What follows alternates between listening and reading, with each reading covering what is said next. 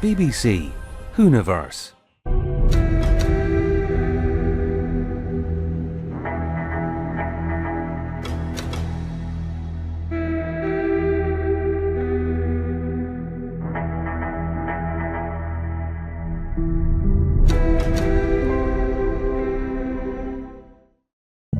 The tides have drawn us together. We could make a difference, you and I. End the conflict between our species before it's too late. I don't know why you chose me for any of this. You have to stop! Will you trust me, Barclay?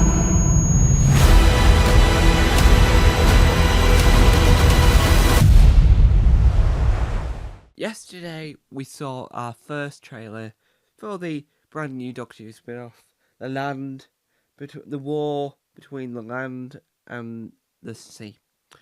And in front of me, I have the current load of information that they released alongside that, because when they have a new episode out, they release a Doctor Who article on the Doctor Who website. This is what the article says before we move on to my opinions on the redesign.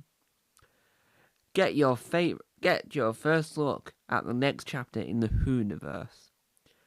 Following on from the epic Series 15 finale of Doctor Who, viewers were treated to the first look at the next chapter in the Whoniverse, the war between the land and the sea, and the new character imaginary has been revealed of Russell Tovey's as Barclay and GUGU space MB80HA dash Raw as Salt.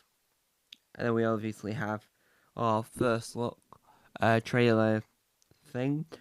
You might have seen at the beginning of this video if it wasn't copyrighted. If it was copyrighted, then you wouldn't have seen that at the beginning because I'm going to be uploading this twice.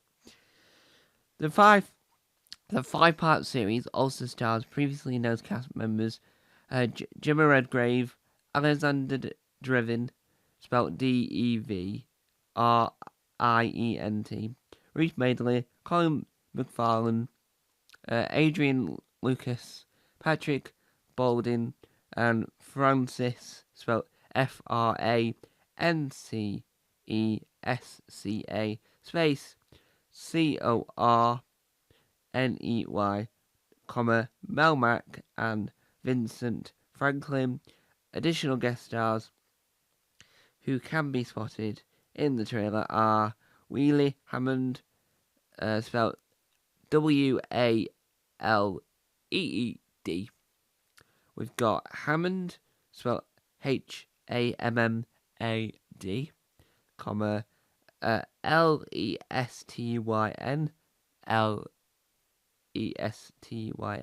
space Arwel.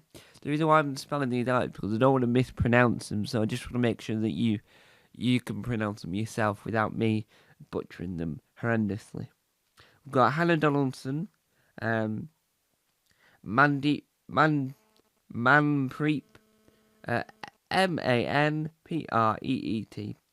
space Bachu, and Anne, Akinjirin. When a fearsome and ancient species emerges from the sea, dramatically revealing themselves to the humanity, and an international crisis is triggered, when the entire population at risk, UNIT steps into action as the land and sea rages war. Russell T Davies, showrunner, writer, and executive producer, says, "The excitement is beginning to build as the Whoniverse expands. I can't wait for people to see the magnificent cast in such powerful, visceral, epic stories. Look to the seas. The series is produced by Bad Wolf with BBC Studios for the BBC and Disney branded television, which will air on BBC iPlayer and BBC One in the UK and exclusively on Disney Plus outside the UK where available. So that doesn't say if we're going to get it all at once on the iPlayer, weekly on the iPlayer, or we're going to get it only live on BBC One. So, for me, personally, I would want it only to be live on BBC One. No 8 AM, no midnight, none of that jargon, because it's a new programme, right? It's a spin-off from Doctor Who. It's new. My only question is, when is this set? Is this set after the Reality War, or was this filmed way before that bit was? Because I know that the first episode of the 15th series, which was a series we've just had, that was being filmed on the day the first 60th special was being aired on BBC One. So I know that it's a possibility that these things could alter and could change. But when was it filmed in comparison to where is the characters at this moment in time? Because if you really think about it, even though the scientific advisor changed back from where they were in the 60th special to where they were in the series anyway, but I think that it's where the characters are. So where is Kate Gillespie Stewart now, as in emotionally and all this, since the Reality War? What type of world is it now? And I think that should be explored in the opening first episode, just to say, this is when the episode takes place. This is when the show takes place, so that you look at it and go, alright, yeah. So the redesign of the Sea Devils, I was a little bit gutted, but I understand. So, when we last saw them on the screen, people were having mixed opinions on them. And I think the redesign has to happen, because I think Russell wants to make sure that he can utilise enough of the story to make sure that they make sense now. Because there could be like Cybermen, where the different colonies, if you will. So you might have the Mondasian Cybermen from Mondas, you might have the Parallel Universe Cybermen, you might have all these things.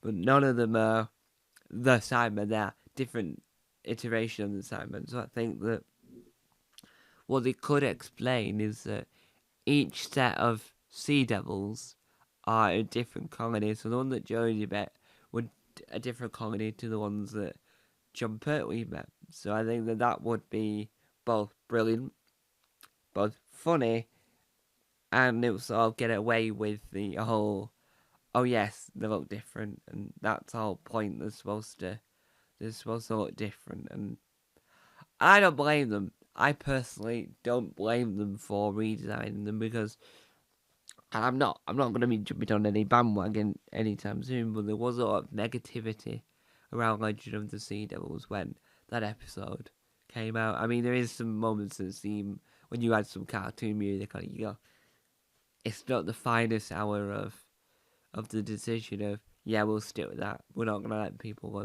mess around with it.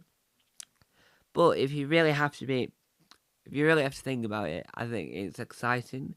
I think, in my opinion, that it all looks like it deserves BBC One. So, at the moment, there's a lot of BBC drama being aired, being created, and they've all got a certain look to it. And I think that this is what this spin-off does really well, is that it looks generally like it should be there. And it looks like a Doctor Who spin-off, and it looks like a BBC drama, which is exactly what we want. Exactly what we want. And that is brilliant. I'm excited. Are you excited? Sadly, we don't know when it'll air yet, so we don't know when we'll get it and how long it'll be between this series. Hopefully, if that popular Doctor Who and the war between the land and the sea gets commissioned for another series, hopefully that is the case. So, without further ado, that was my brief opinion. That was my reading of the current news. And if you saw the trailer, that was the trailer. But if you didn't see the trailer, then the trailer looks brilliant. And I won't be able to do a reaction to it because I saw it yesterday. But if it doesn't get shown in this video, I will try and utilise it somehow, somewhere in the future. Thank you guys for watching. Bye-bye.